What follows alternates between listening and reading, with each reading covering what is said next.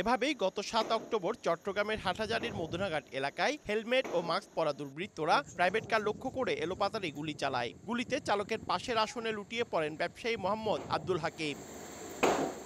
হত্যাকাণ্ডের পর থেকে ঘটনার কারণ অনুসন্ধান ও হত্যাকারীদের গ্রেফতারে অভিযান চালায় পুলিশ। ৩১ অক্টোবর রাউজানের বাগোয়ান এলাকা থেকে ল্যাংড়া খোকনকে গ্রেফতার করা হয়। এরপর একে একে মারুফ, জিয়া, সাকলাইনকে আইনের আওতায় আনে পুলিশ।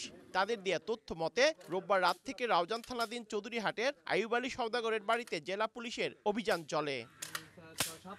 সোমবার দুপুরে সংবাদ সম্মেলনে পুলিশ জানায়, হাকিম হত্যাকাণ্ডে ব্যবহৃত 4টি বিদেশি পিস্তল, একটি রিভলভার, একটি চাইনা রাইফেল, একটি শর্টগান, 49 রাউন্ড রাইফেলের গুলি সহ বিপুল পরিমাণ অস্ত্র উদ্ধার করা হয়। 96,000 নগদ টাকা সহ দুইজনকে গ্রেফতার করা হয়। ল্যাংড়া খোকন হাকিম হত্যাকাণ্ডে তার সম্পৃক্ততার কথা উল্লেখ করে বিজ্ঞ আদালতে 164 ধারায় স্বীকৃতিমূলক জবানবন্দি দিয়েছে।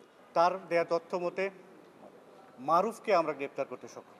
এরপরে আমরা অস্ত্রগুলো কার কাছে ছিল এইটা জানতে গিয়ে আমরা সাকলাইন নামক একজনের সম্পৃক্ততার কথা জানি।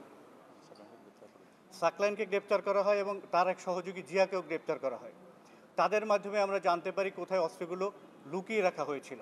পুলিশ জানায়, হাকিম হত্যাকাণ্ডে 15 জন কিলিং মিশনে অংশগ্রহণ করে। এর মধ্যে 6 জনকে গ্রেফতার করা হয়েছে। সন্ত্রাসীদের দৃষ্টান্তমূলক শাস্তির আওতায় আনা গেলে টার্গেট কিলিং বন্ধ হবে বলছে পুলিশ। 6টা বা 7টা গ্রুপ হয়, তাদের মধ্যে কিন্তু তারা টার্গেট কিলার হিসেবে কাজ করে, তারা ভাড়াটে খুনি হিসেবে কাজ করে। টার্গেট কিলিংগুলো বন্ধে আরও উন্নততর প্রযুক্তি ব্যবহার করা হবে।